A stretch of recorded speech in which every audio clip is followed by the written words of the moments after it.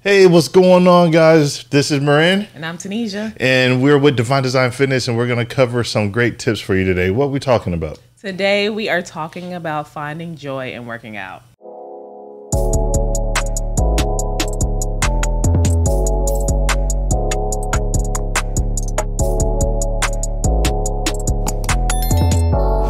And I'm telling you, I've been working out for years. T's been working out for years, but there's days we just don't feel like it. And if you're starting fitness or you're starting to exercise and you want to take your health to the next level, I'm telling you, you're going to go through that phase where you just hate it. You don't want to do it. And some of you might consider it torture, but we want to give you 5 tips. How many? 5? 5. 5 tips to help you enjoy the process or learn to enjoy the process and help you reach your goal. Okay, so let's be honest. Making the commitment to work out is hard.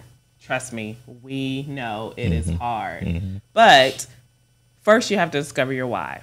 But sometimes that's difficult when your why is out of alignment. Right. So what we want to talk about today is finding joy in movements, because we believe, and I think we all can agree, that when you find joy in things, it makes it easier to get it done. So much easier. So much easier. We try to make too many things in life hard if we could just, like she said, attach that why to it. The why is your joy. So absolutely. So let's get some ground rules out of the way. 2 things about us that you will always find when you come to our channel. 1, we're going to keep it real. We're going to be honest. Keep it 100. And we're going to give you Bible. We're going to give you biblical scriptures to back up what we're saying. We're going to bring that word, y'all. All right. So if we're going to keep it real, we're going to keep it 100. We're going to get you that word. We're going to start today with James 1, 2, and 3. And if you have your word, if you have your Bible, if you have your instruction manual from the Lord, we're going to be in the Passion Translation. And it says, "My fellow believers, when it seems as though you are facing nothing but difficulties, see it as an invaluable opportunity to experience the greatest joy you can. For you know that when your faith is tested, it stirs up in you the power of endurance." And I'm telling you, that's a powerful statement. When your faith is tested, working out is testing your physical ability. Oh, yes. Yeah, working out is tested, especially if you train with me. If you train with me, you're going to get tested. But the thing is, you don't know how strong you are until you allow yourself to be tested. And you're never going to be in that situation where, oh, this is easy. Because all you got to do is flip a switch and take it to the next level. Okay, so let's talk about the real part of fitness. Marrin gave you Bible. He gave you biblical. Let me give you real. Well, the Bible is real, you know. The Bible is real. Excuse me, Lord. The Bible is real.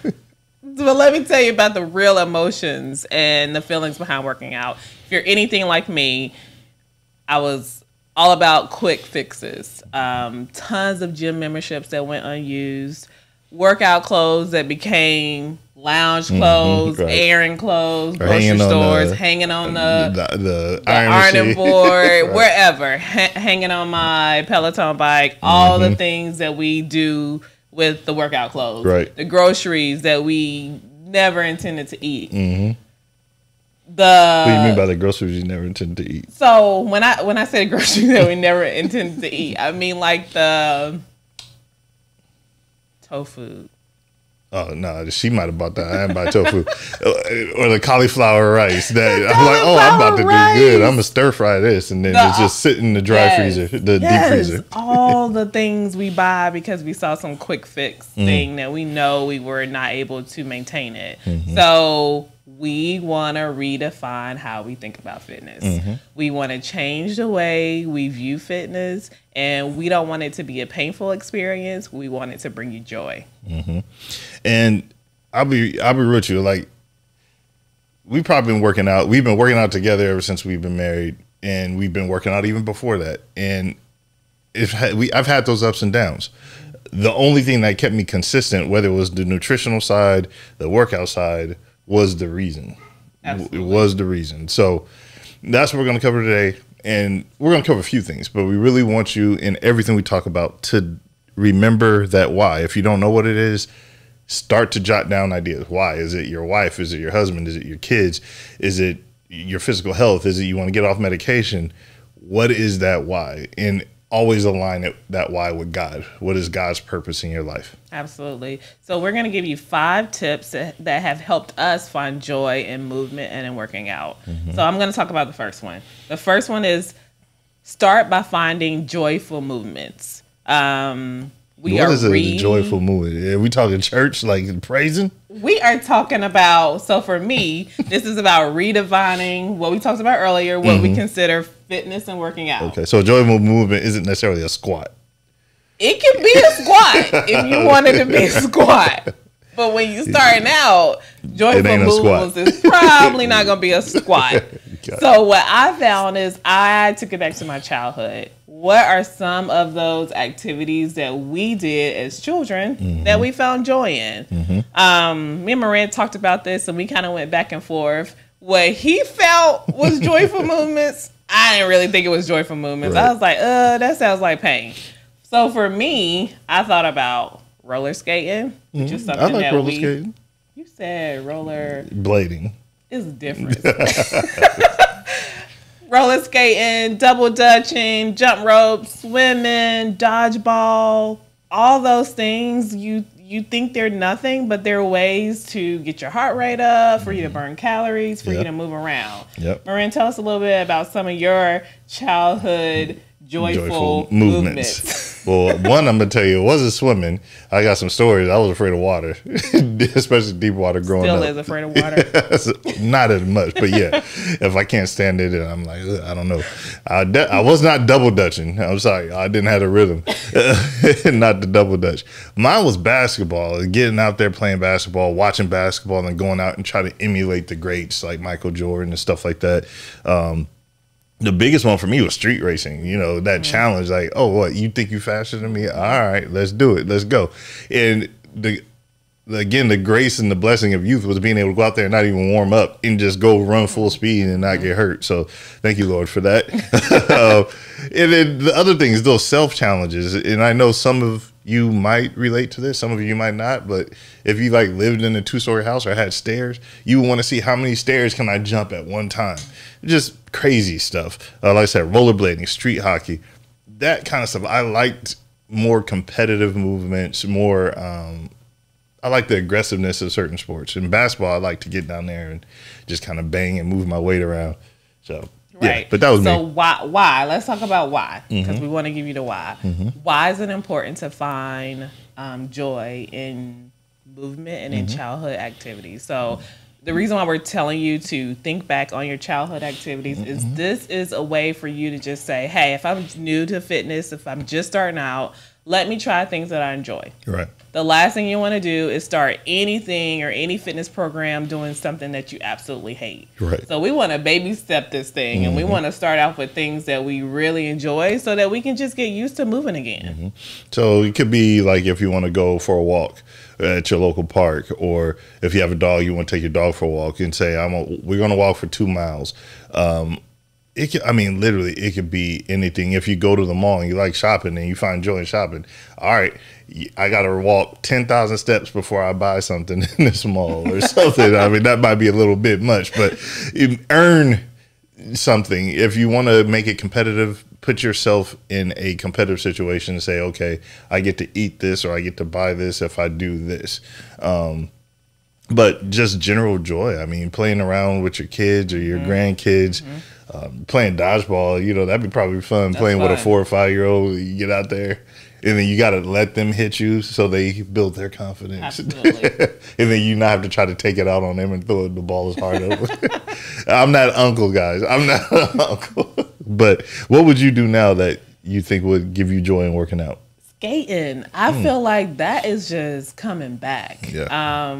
We're starting to see a lot of skate rings and skating clubs and different things pop up in the Dallas area. So I think that skating is something that if you're new to fitness and you want to start working out and you have a love and a passion for skating or used to, get you a pair of roller skates. Make it fun. Or go rent them. Yeah. Go rent them. Just take that Lysol. Right. Get some friends with you. And that brings us to tip number 2. Get your friends involved, also known as a accountability partner. Yes.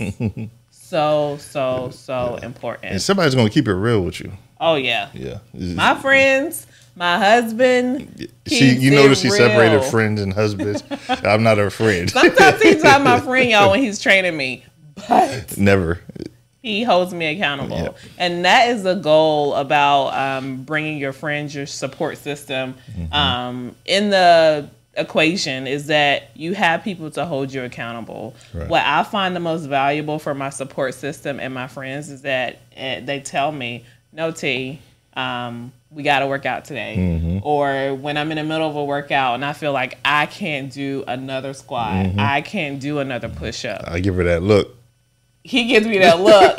But my friends say, see, you got this. They cheer me on and they tell me that I can do that. So there is value in having people around you that can support you and that can push you, because you start to be able to complete things that you started, and it's something about it that you just find the strength to just keep moving forward and to keep pushing through. What do you think about support system, and what's the value of it? Well, for one, where two or more gathered, I tell you we're going to go by, but where two or more gathered, fitness is also, no, two more gathered, where two or more gathered, God is also, where God is, there's going to be transformation, there's going to be things. So yes, having that accountability is there. Like, it was big for me, especially in the most competitive parts of my life in college, and my best friend, still my best friend to this day. I mean, there would be days we had class, stuff like that. We didn't want to go to the gym. We had practice, and it was like, man. But hey, even if we didn't go to the gym, if we couldn't get the keys to the gym because it was too late, we'd have to work out in the dorm room or knock out some push-up squats. We always made each other and held each other accountable to do something. And the cool thing now is you could do that virtually. You don't have to be in the same household for that to be. Sometimes it's actually even easier for that person not to be in the same household. Sometimes it's a different voice in your ear. You don't want to have the same voices in your ear all the time telling you go, go, go. And T will tell you she doesn't always want to hear me saying go, go, go. It helps that her friends are that added voice. But absolutely. And we want to say that again. Your support system, your group of people that push you, they do not have to live in a city with you. Right. Technology, Zoom, Facebook, all the things that God has blessed us with to be able to communicate effectively to people that are not in our same cities. I think we need to utilize those tools. We need to be able to understand that we have to have the right people around us. And the right people may not be the people that live in your community. It may be, for example, my family's in North Carolina. They are a huge support system for me. So when we want to work out or we have goals and we have dreams, we get together. We hold each other accountable, and it's usually through Zoom, FaceTime. Right. And I thank God for those technologies that he's given us. Right. So your support system does not have to be in the same city or state. The goal of your support system is to be able to push you to the goals that you're trying to meet. And to put you to the next level. And you don't have to do this alone. And that's the number one thing that a lot of people mess up, especially when New Year's comes around every year. They're like, I'm going to do this. I'm going to work out. I'm going to lose weight. And I've just realized that when there's too many I'ms in your goals, the less you're going to achieve. If you say we are, you're going to achieve much more and have a high rate of success. So if I say we are going to work out, we are going to lose weight, it's that joining of the two that really holds us, or two or three, or however many people you want to put in that group is going to help you guys achieve what you want to achieve. Absolutely. So the next one, tip number 3, find the fitness program that is best for you. And this is a very important one. And the reason why I say that is so many people out there will find a fitness program, one, and they stick to it for too long. 2, it's a program that's probably too challenging for them or too easy for them, but they still stick to it because we are creatures of habit. And 3, if you're not seeing results in a timely manner, it's sometimes time to choose something different. Or the last one is just not fun. You do a workout and it's just not fun. Now, keep in mind, when we say fun, we're not talking about you're going to be laughing and giggling because it's so funny during your workout. You're going to be sweating. You might have a tear come down, but it's that shifting of the mindset to where it's like, okay, I'm looking forward. I have a vision of where I want to go, and I'm finding joy in the midst of this journey. But find a program that works best for you. Find something that fits in your schedule. If you only have 30 minutes a day because you got to get up and go to work, you know, T's a nurse. So sometimes she's 10, 12-hour days. She might not have an hour or 2 hours. She might only have 15 minutes. Right. You know, find something that fits in your schedule. That's so important. Yeah. That is a big one because I feel like with working out and with anything, busy moms, dads, entrepreneurs, all the things that we have going on in life right now, time is valuable.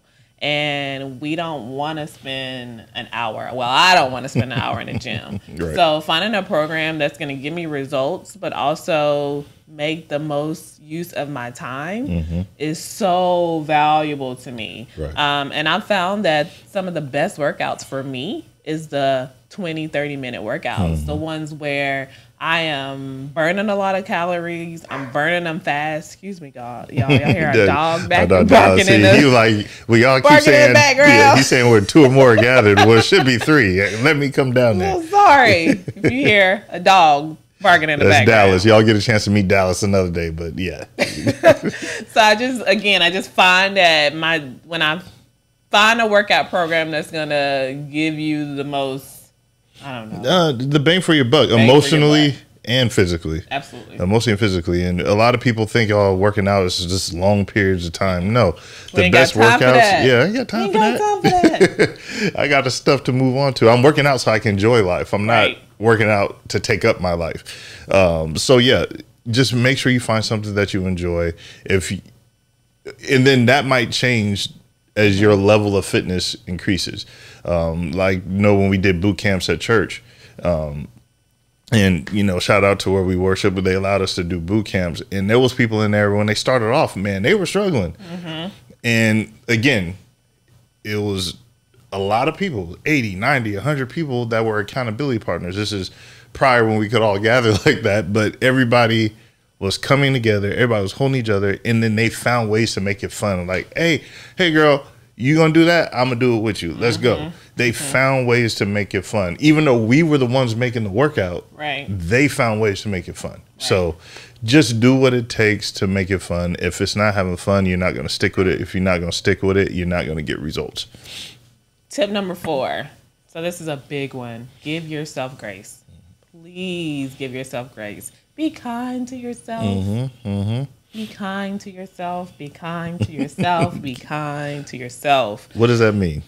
That means, for me, and I'll let Marrin say what that means for him, but for me, that means if I feel like I need a day off and my body needs to reset and I need to rest, I'm going to give myself that grace to say, okay, Tunisia, today you need to take off. Right. Because you have to be refueled, refilled in order to continue on your journey. Okay, so but what happens when you allow that day? Everybody is always going to be like, I don't feel like it today. Right. So what's the difference between grace, I don't feel like it today, versus the other side? Right. So grace, I don't feel like it today is I'm just being lazy. Like there ain't no reason why I don't want to work out. It's just flat out, I just don't want to do it. My body ain't saying no. Right. There ain't nothing telling me I don't want to don't want to work out. I just want to lay on the couch and watch TV, catch up on my shows. That's the I don't feel like it. Right. The I need grace and I need to take a day off as if I am in a lot of pain. I'm feeling fatigue. I have a headache. I have an injury. These are things that you need to give yourself grace and that you need to recognize that you need time off to heal your body so that you can continue on your journey. Right. The last thing we want to do is to worsen an injury or make something worse. And then now you have more time off because we didn't give ourselves the grace to heal. Right. And another way I look at grace is, okay, I like to lift weights. I like to move weight as part of my workout. But there are days where you just don't feel like that. So grace for me could be taking that day off, but it could also be, hey, you know what? Instead of lifting weights today, I'm going to go for a hike, or I'm going to go ride the bike, or something like that. A switch up. The grace can be the switch up. It doesn't always have to be a complete rest. And again, that's part of finding the fun in it, is giving yourself grace to be flexible in what you want to do. Don't get so regimented in something to where it becomes a chore. And many people do that as well in fitness. It becomes a chore because they're so regimented. I have to do this. Right. These are the exercises I have to do today. Most cases that comes from the bodybuilding world, because there's a specific goal and there's specific things you want to hit. But for beginners, you do not have to be that regimented. The goal is to get moving, to be active, have fun doing it, to start changing your lifestyle. That more regimented side of things will come, and you'll be able to find joy in that as well. Awesome.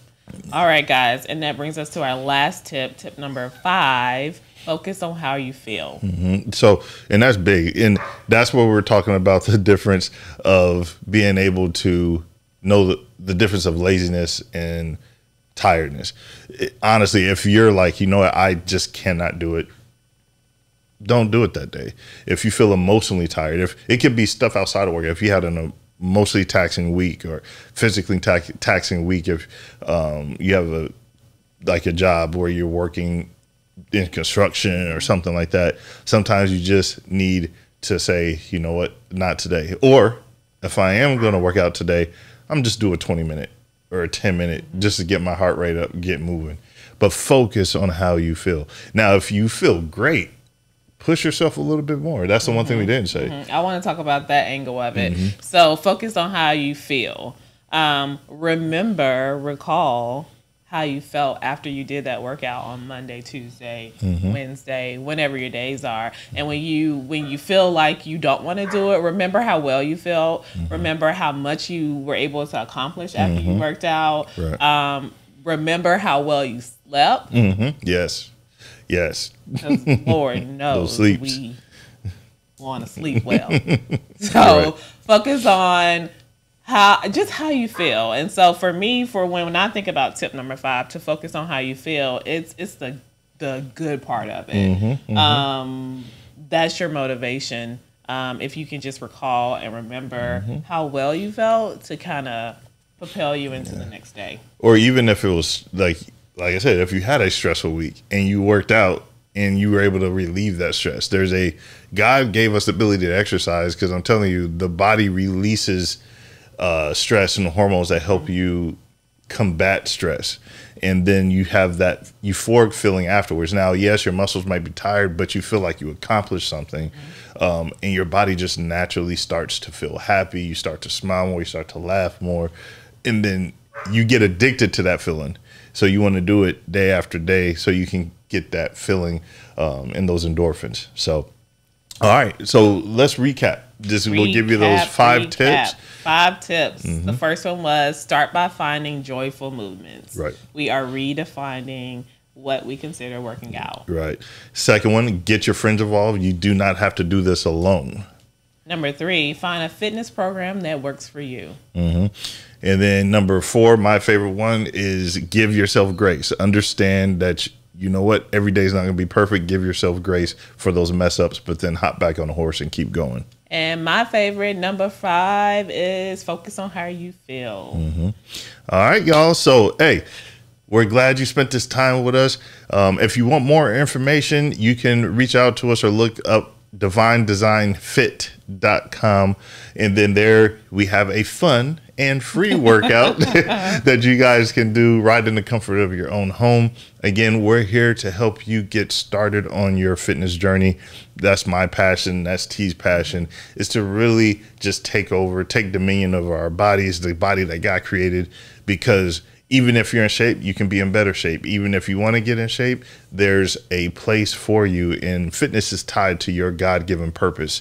So that's what Divine Design Fitness is all about, y'all. So we thank you very much. If you have any questions, feel free to reach out to us anytime. Leave comments in the comment section below, and we will see you soon. Take care. Bye. Bye-bye.